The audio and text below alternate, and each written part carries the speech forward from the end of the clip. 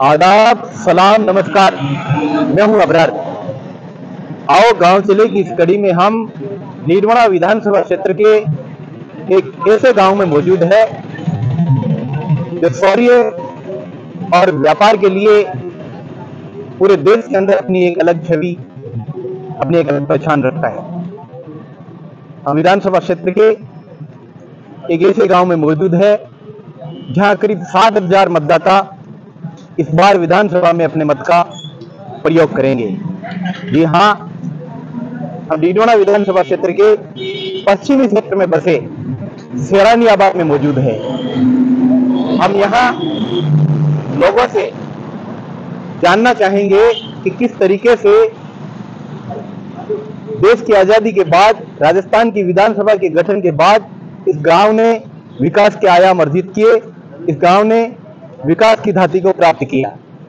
हम जानना चाहेंगे किस तरीके से इस गांव में विकास की और आवश्यकता महसूस की जा रही है, वर्तमान विधायक ने किस हद तक इनकी मांगों को पूर्ण किया है और आने वाले विधायक से इनकी क्या मांगे रहेगी। हमारे साथ मौजूद हैं, ये आप अपना नाम बताएं पूरा।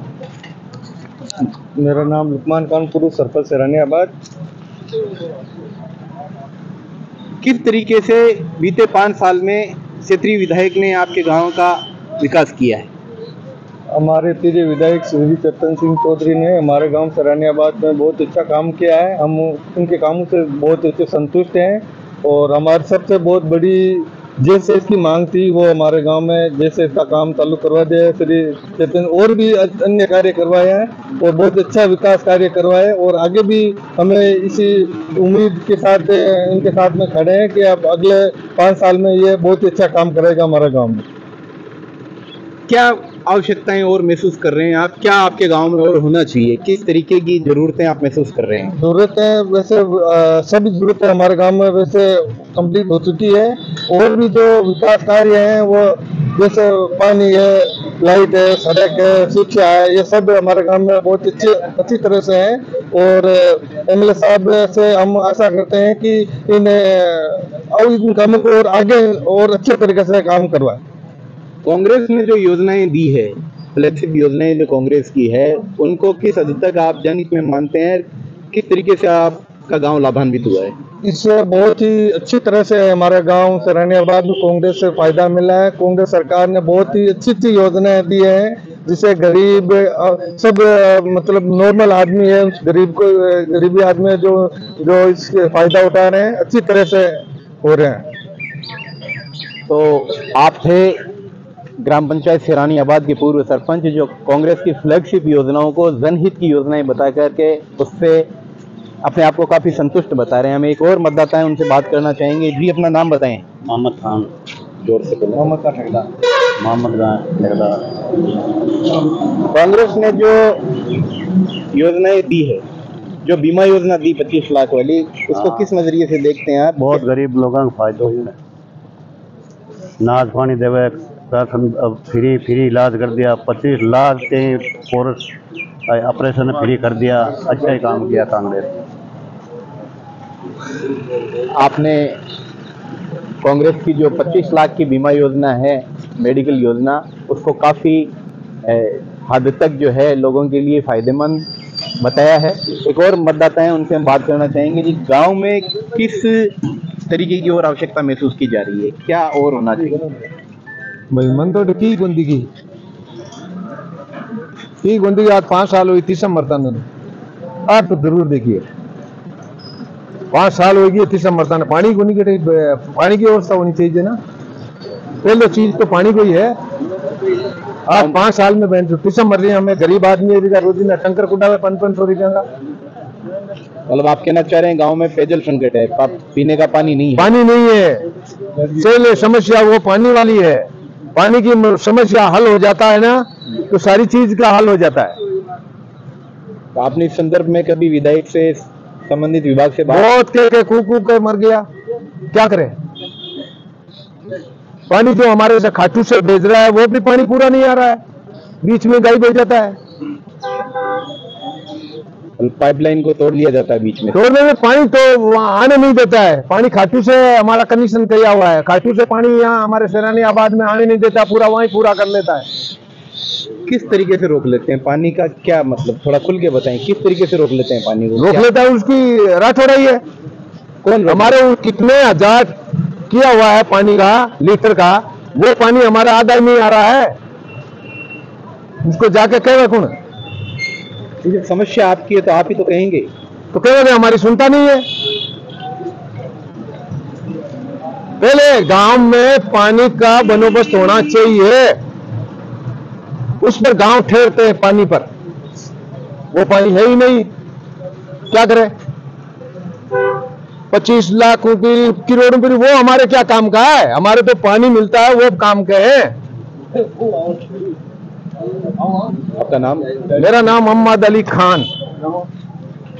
आप हैं मोहम्मद अली खान साहब, जो पेयजल संकट से इस गांव को ग्रस्त बता रहे हैं। आपका आरोप है कि खाटू से जो पानी यहाँ आता है, उस पानी को कथित तौर से कहीं और डाइवर्ट कर दिया जाता है। वो पानी जो इनका हक है, जितना इनको बताया जाता है, वो पानी लिमिट मात्रा में इन तक नहीं पहुंचता है। मैं एक और मतदाता है, उनसे बात करना चाहेंगे, क्या समस्याएं हैं और क्या उनके समाधान है।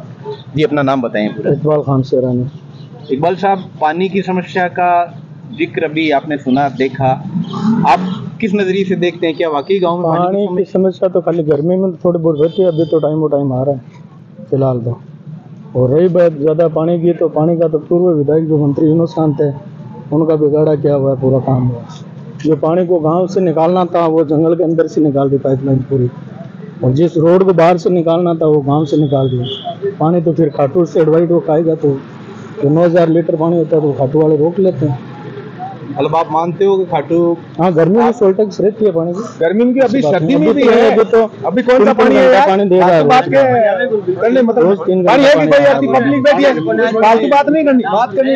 हम और मतदाताओं से जानना पानी नहीं है, चाहेंगे, कोई आदमी पूछो किसी से, पानी की समस्या का जो है वो बड़ा पानी नहीं है। अभी आपसे जानना चाहेंगे, क्या पानी वाला सच क्या है, खुल करके बताएं। पानी आपका नाम बताएं, पहले अपना नाम है मेरा, पूरा नाम बताएं।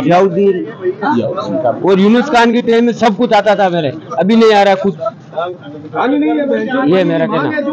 यूनुस खान आना सब घर में दिन रात पानी आता मेरे घर में, अभी 5 महीने हो गए मेरे घर में कुछ पानी नहीं आ रहा है। तो फिर पानी की व्यवस्था करते कैसे हैं आप लोग? मैं तो टंकर मंगा रहा है, 500 रुपया टंकर का लेता है परमानेंट, एक दिन छोड़ एक दिन टंकर आता है हमारे। पानी का जो संकट है, वाकई लोग एक स्वर में जो है इस समस्या का खुल करके जो है वो अपनी समस्या बाहर रख रहे हैं। वाकई इनकी बातों से लग रहा है कि पानी का जो है वो संकट है। और हमारे बीच में एक मौजूद हैं, इनसे बात करना चाहेंगे। सर, और किस तरीके की समस्याएं गांव के अंदर? सारी परेशानी है भाई, सारे गांव में। डॉक्टर की परेशानी है, डॉक्टर भी नहीं है, पानी भी नहीं है, लाइट की कमी बार बार में काटते हैं, हर चीज की तंगाई देखते हैं। हम लोग क्या करेगा, जिसका राज है उसकी चलती है, हमारा कुछ नहीं चलता है। तो क्या आप क्षेत्रीय विधायक से या संबंधित विभाग से इस संदर्भ में बातचीत नहीं करते? बातचीत हमारा कोई नहीं सुनता यहाँ पे। आपके सरपंच क्या करेगा? सरपंच का चलता ही नहीं है, सरपंच के विपक्ष में क्या करेगा सरपंच? बात ये है। नाम आपका? मेरा नाम महबूब खान शेरानी शहजादा है। आप महबूब खान साहब हैं, मेडिकल की समस्या जो है आप बता रहे हैं, यहाँ चिकित्सा सेवाएं जो है वो प्रचुर मात्रा में नहीं है, पर्याप्त मात्रा में नहीं है। आपका आरोप है कि यहाँ डॉक्टर नहीं है और संबंधित विभाग और सरकार इनकी मांग पर जो है कभी किसी तरीके से उन्होंने जो है इनकी मांग को जो है वो पूर्ण नहीं किया है, यहाँ तक कि अनसुना किया है। हम एक और मतदाता है, उनसे बात करना चाहेंगे। जी बताएं, क्या बोले, अपना नाम बताएं पूरा। मेरा नाम इमरान खान है और हमारे यहाँ पे सबसे बड़ी समस्या है वो है पानी की। ठीक है, यूनुस खान पूर्व मंत्री जी, उन्होंने बड़ा टंकी बनवाया था हमारे यहाँ से गांव में नहर के पानी के लिए। ठीक है, आज 5 साल हो गए वो टंकी झरझर होने को आ रही है, लेकिन उसमें एक बूंद पानी को नहीं डाला। ठीक है, ये क्यों नहीं डाला? वो तो अभी इलेक्शन आए हैं, सारे एमएलए भी आएंगे, सब आएंगे, उनको पूछेंगे कि भाई आपने इसमें पानी क्यों नहीं डाला। ये राजनीतिक, ये सियासत, ये सब चीजें। हमारा जो गांव है 100% मुस्लिम आबादी क्षेत्र है। ठीक है, तो इसको इग्नोर किया जा रहा है। पिछले टाइम यूनुस खान जी को टिकट नहीं मिला तो कुछ आदमी ने 2300 वोट यहाँ से हमारे MLA चेतन रूडी साहब को हमने दिए थे, उसको 2300 वोटों को बिल्कुल इग्नोर किया जा रहा है कि भाई ये तो हमें ना उनके जरूरत के अनुसार मिला है, ठीक है, हमें कोई वो नहीं है, ठीक है, ना हमारे हॉस्पिटल है बड़ा CHC है, ठीक है, श्रीमती वसुंधरा राजा आई थी उसने CHC किया था, उसमें ना भी कोई डॉक्टर है, कभी भी चले जाओ 2 घंटे 1 घंटे की सेवाएं मिलती है, उसके बाद हमें कुछ नहीं मिलता उस हॉस्पिटल में, ओनली 4 कुत्ते मिलते हैं बेटे, उसके अलावा गाय कुत्तों के अलावा कोई नहीं मिलता, ना डॉक्टर मिलते हैं, ना नर्सिंग स्टाफ मिलता है, ना और कोई मिलता है। और सबसे बड़ा है जो हमारा ये NH हाईवे का बीच गांव से निकला है, ठीक है, 5 साल पहले यूनुस खान जी ने कहा कि भाई बाईपास हो जाएगा, उसके बाद उनकी सरकार चली गई, उसके बाद से ठीक है ये हाईवे वैसे का वैसा ही पड़ा है, यहाँ पे दुर्घटनाएं होती है, नेशनल हाईवे है, सेंटर से जाते हैं स्पीड उससे गाड़ी जाती है, उसका भी कोई हल नहीं निकाला, ठीक है, 5 साल पास हुआ है, सारा काम पास हुआ है, ठीक है, केंद्र में हुआ है, तो राजस्थान की जो सरकार है उसका काम है ये करवाने का, लेकिन ये काम तो स्टेट सरकार ही जाके बोलेगी ना भाई, इसलिए हम तो केंद्र में जाएंगे नहीं भाई, हम तो केंद्र में वहां दिल्ली जाएंगे नहीं, यहाँ पे जो MLA होगा वही सारे बोलेंगे, ठीक है। और भी बहुत सारी समस्या है जिनका कोई निस्तारण निवारण नहीं है, ठीक है, बाकी सबसे बड़ी समस्या है डॉक्टर हैं, अस्पताल में ना के बराबर डॉक्टर हैं, 1 या 2 डॉक्टर है, 1 डॉक्टर है, ANM कुछ नहीं है, जो अभी डिलीवरी इतना बड़ा 20-25 हजार आबादी वाला गांव है, ठीक है, डेली की यहाँ पे 2-3 डिलीवरी होती है, सारा हमें या तो छोटी काटो भागना पड़ता है या डीडवाना भागना पड़ता है, यहाँ पे हमारे कोई सुविधा नहीं है। जब हम हॉस्पिटल किसी भी डिलीवरी वालों को लेके जाते हैं तो वो बोलते हैं कि भाई अभी ANM नहीं है, ANM की पोस्ट खाली है। हमारे जब गांव बसा उस टाइम से ANM की यहाँ पे थी, ठीक है, अभी 5 सालों में वो ANM गायब है, क्यों गायब है ये तो MLA साहब बताएंगे या और कोई बताएंगे, एप्लीकेशन दे दे के थक गए, ठीक है, जब हमारा गाँव में आबादी कम थी तब तो ANM थी, अब क्यों नहीं है? ये तो बड़ा गांव है, इसका तो CHC होके भी कुछ नहीं है, ये तो MLA साहब बताएंगे भाई क्यों नहीं है, जब आएंगे MLA साहब से तो सवाल पूछेंगे, ठीक है। और पिछली बार जब यूनुस खान थे पिछले टाइम तो ANM भी थी, ये PHC से सीधा हमें CHC किया था, ठीक है, डॉक्टर की सुविधा भी थी, सब कुछ था, लेकिन ये जो 5 साल बीत गए, जर्जर के अलावा और कुछ नहीं है हॉस्पिटल के अंदर। आप जाके मौका मुआयना कर सकते हैं, अभी भी कुछ भी नहीं है वो हॉस्पिटल के अंदर, ना कोई पानी की सुविधा है, 1 लाख लीटर मिलने का है नहर का पानी, छोटी काटू से 20-25 हजार लीटर आता है, जो कुछ घरों में ही पहुंच पाता है, वो वहां पे टंकी है, उस टंकी से इधर घरों में तो पहुंच ही नहीं पाता कभी पानी, सर्दी हो चाहे गर्मी हो, 25,000 लीटर आता है पानी, ठीक है, 1 लाख लीटर, 20-25 हजार आबादी है, नहर का पानी इतना ही क्यों आ रहा है? ये तो अभी जब नहर के लिए टंकी बनाई हुई है यहाँ पे ऊपर है, तो उसमें पानी क्यों नहीं डाला होगा भाई, ये पानी क्यों नहीं डाला? जब पानी नहीं डालना तो बनाई क्यों उसको? ये तो सब राजनीतिक गलियारे हैं इनके भाई, यो यूनुस खान ने बना दी तो उसमें पानी नहीं डालेंगे, क्यों नहीं डालेंगे? वो तो पैसे तो सारे सरकार के जनता के लगे हैं, उसमें क्यों नहीं डालना? MLA का काम होता है उसमें पानी डालना, सबको बोल दिए, सब कुछ कर दिए, फिर भी उसमें पानी नहीं डाल रहे हैं आज तक। अभी उम्मीद है सत्ता पलटेगी तो उसमें पानी भी आएगा और भी काम होगा, सब कुछ काम होगा। ये बात। आपका नाम? मेरा नाम इमरान सिरानी। ये इमरान सिरानी साहब थे जो खुल करके बता रहे हैं कि किस तरीके से सत्ता ने इनके साथ में जो है वो सौतेला व्यवहार किया है। जो पानी की टंकी 5 साल पहले बन चुकी थी, उसमें इन 5 सालों में एक बूंद भी पानी नहीं डाला गया है। 1 लाख लीटर पानी इनके हक का है, वो पानी भी गांव में पूर्ण रूप से नहीं पहुंच पाता है। और एक बात बॉस, जब यहाँ पे मुख्यमंत्री अशोक गहलोत ने मोबाइल वितरण का किया था, 20-25 हजार आबादी का एकमात्र पंचायत गांव है ये, ठीक है, उसके बाद जब बुजुर्गों को ये कहा कि आपको मोबाइल मिलेगा, तो बुजुर्ग जो 80-80, 95-95 साल या 85-85 साल है, उनको यहाँ से डीडवाना बुलाया गया है, ठीक है, वहां पे पूरे दिन रगड़ के, पूरे दिन उन बुजुर्गों को वहां पे परेशान करके, महिलाओं को, सबको, ठीक है, वहां पे कोई मोबाइल नहीं दिया गया है। 15-20 मोबाइल दिए गए हुए हैं, जिसमें से 150-200 नाम आए हुए थे, ठीक है, कोई किसी को मोबाइल नहीं दिया गया। पूरे दिन डीडवाना में वहां पे बिठाए हुए रखा, उसके बाद नहीं दिया। जब अशोक गहलोत ने कहा तो कहा हर गांव में कैंप लगा के मोबाइल दिए जाएंगे। अब ये हो गया है कि बुजुर्ग जो 85 साल की औरत है, उसको तो अभी ये अधिकार दिया है कि वोट भी उसके घर जाके लगाएं, उसको डीडवाना बुलाया मोबाइल देने के लिए, उसके बाद भी उसको कोई मोबाइल नहीं दिया गया। ये एक तरह का मतलब भेदभाव चल रहा है फुल। ये एकमात्र मुस्लिम आबादी वाला क्षेत्र है, इसके लिए फुल भेदभाव चल रहा है। ये इनका आरोप है कि भी हमारे साथ में बड़े स्तर पे जो है वो भेदभाव हुआ है, चाहे वो सरकार की फ्लैगशिप योजनाएं रही है या इनकी दैनिक ज़रूरतों में, चाहे मेडिकल ले लो, एजुकेशन ले लो या आप पेयजल संकट ले लो। हम एक और मतदाता इनसे बात करना चाहेंगे। जी, आपका नाम? हाँ से अब्दुल गनी। गनी साहब, क्या मांग है आपकी आने वाली सरकार से?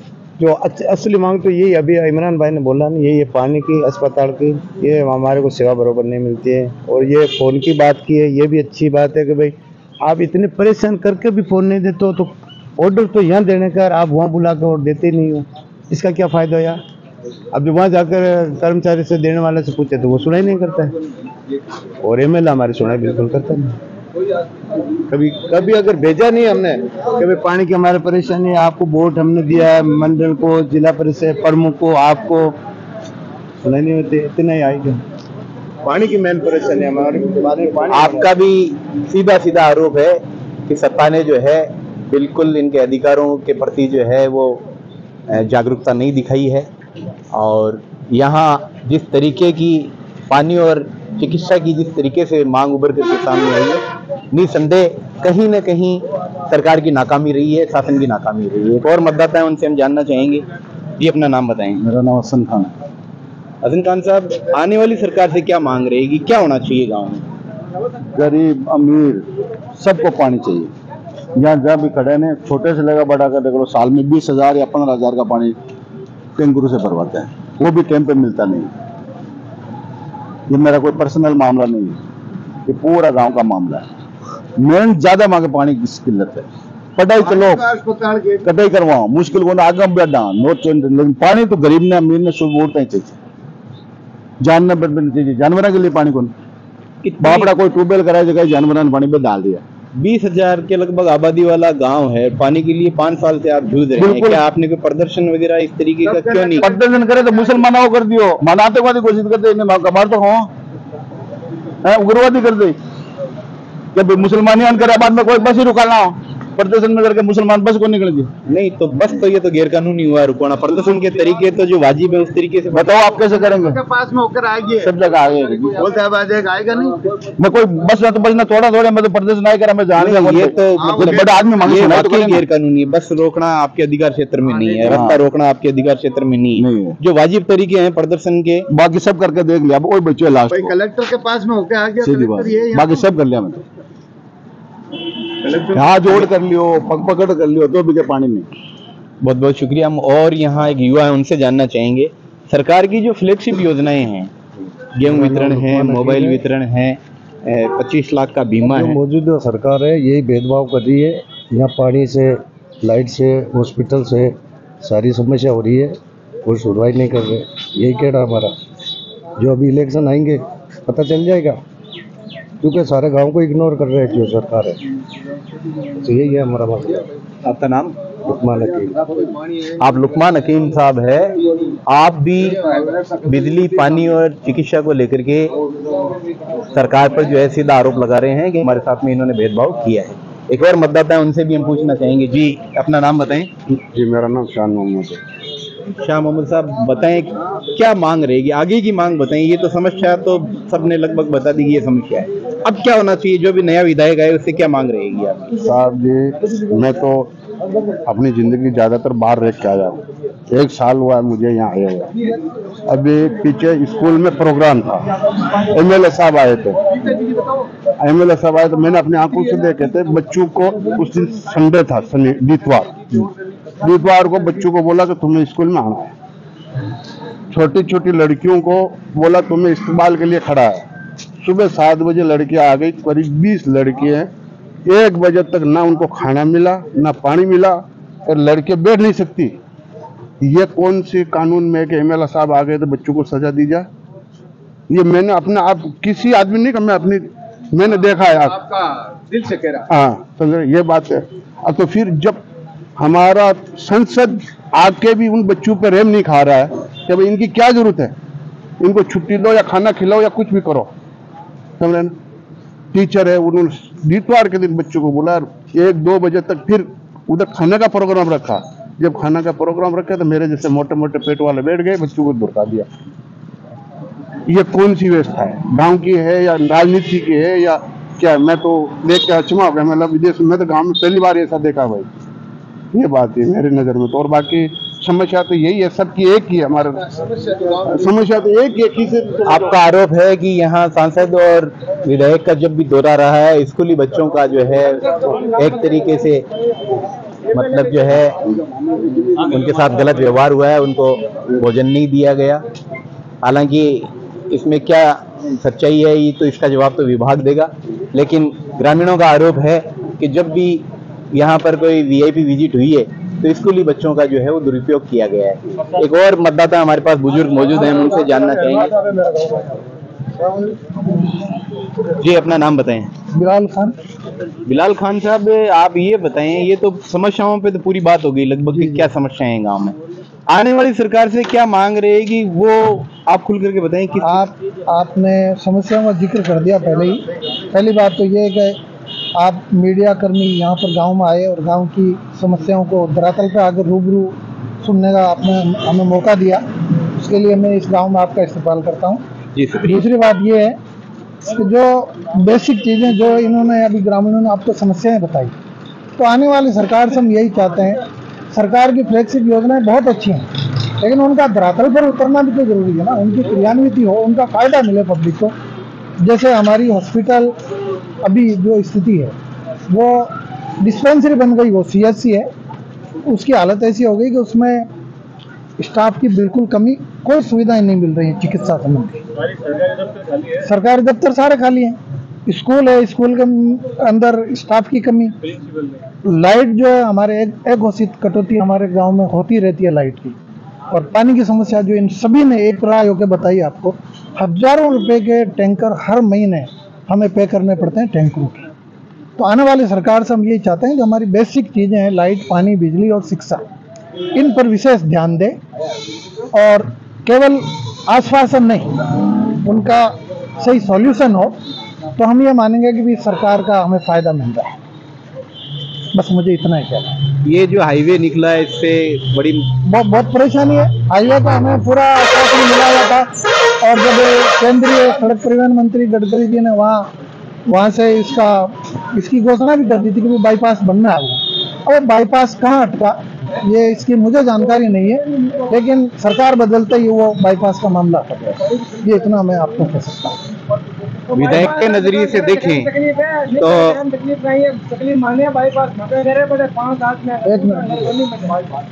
विधायक के नजरिए से देखें तो चेतन दूडी का कार्यकाल देखिए कैसा रहा? मैं एक रिटायर्ड लेक्चरर हूँ और शायद अब बीच में अपने गैप पड़ गया, आपको मैं अच्छी तरह से जब दीन जी वगैरह साथ में जानता भी हूँ। मैं राजनीतिक रूप से किसी प्रकार की बात नहीं करूँगा। जो मेरे गांव की जो समस्याएं हैं आपने जब बोलने का मौका दिया तो मैंने वो बता दिया आपको। अब विधायक के बारे में मैं किसी प्रकार की टिप्पणी किस तरीके से, जिस तरीके से लोगों का आरोप है कि इस गांव को जो उन्होंने इग्नोर किया या नजरअंदाज किया, लोगों की जो भावनाएं हैं, लोगों की जो समस्याएं हैं, तो उसके हिसाब से लोग कहेंगे। और ये जो समस्याएं इन्होंने बताई ये वास्तविक में है यहाँ पर गांव, और इनका निपटारा करने के लिए भाई ये कमी हमारी रही कि हमारे जो बंदे उनके संपर्क में थे उन्होंने गांव की समस्याओं को बेहतर ढंग से उनके सामने उठाया नहीं तो हो सकता है कि उनका कुछ ना कुछ समाधान तो निकलता ही, या फिर उन्होंने मतलब इस पर ध्यान नहीं दिया। बाकी जो समस्या आपके सामने है, इन सारे ग्रामीणों ने अपने 10 लोगों से पूछा, वो बिल्कुल कॉमन समस्या है और वास्तविक समस्या है। ये आपका पूरा नाम? बिलाल खान शेरानी। आप बिलाल खान शेरानी साहब हैं, आप रिटायर्ड लेक्चरर हैं। बहुत ही अच्छे तरीके से आपने जो है गांव की समस्याओं पर अपना पक्ष रखा। एक और मतदाता हमारे बीच में मौजूद है, हम उनसे जानना चाहेंगे कि इनको जो निकलने वाला बाईपास है, जो प्रस्तावित बाईपास है, उससे किस तरीके की परेशानी हो सकती है और ये क्या कहना चाह रहे हैं? जी बताएं आप। देखो, मेरा नाम साकिब आफरीदी है। हाईवे रोड निकल चुकी है, हुसैन सर्विस था यहाँ पे गांव में, उसने निकलवा दी, और हमारा जो आज से 400 साल पुराना बेड़ा है उसको भी तोड़ा गया। हिंदुस्तान में आज तक कोई नियम लागू नहीं है कि इस बेड़े को तोड़ा जाए। आज मरहूम हाजी खां, उनके बेटे अली मोहम्मद खां, उनकी तरफ से एक तो कैव बनाई है बेड़े की जगह पे, और बेड़े की मरम्मत कर रहे हैं। और समस्या सबसे बड़ी है हमारे रूपाराम जी एमएलए थे, हमें कोई तकलीफ नहीं थी। रूपाराम जी हम सबसे मिलते हैं, छोटे बड़े से बुड्ढू से।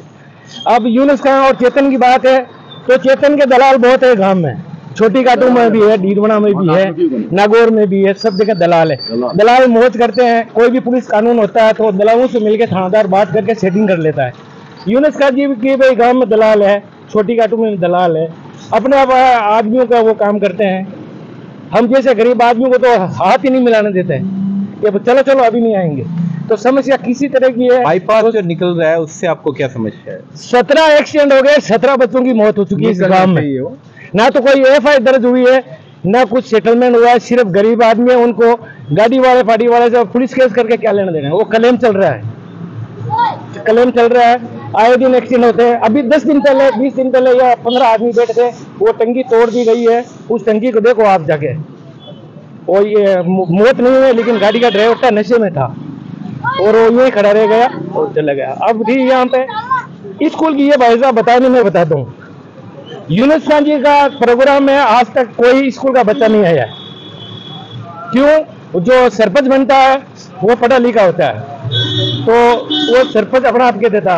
अब की बार जैसे चेतन जी का प्रोग्राम हुआ था तो कांग्रेस पार्टी थी, अशोक जी गहलोत मुख्यमंत्री थे, शिक्षा मंत्री भी थे, डॉक्टर साहब जो भी थे बीसी मेंबर है।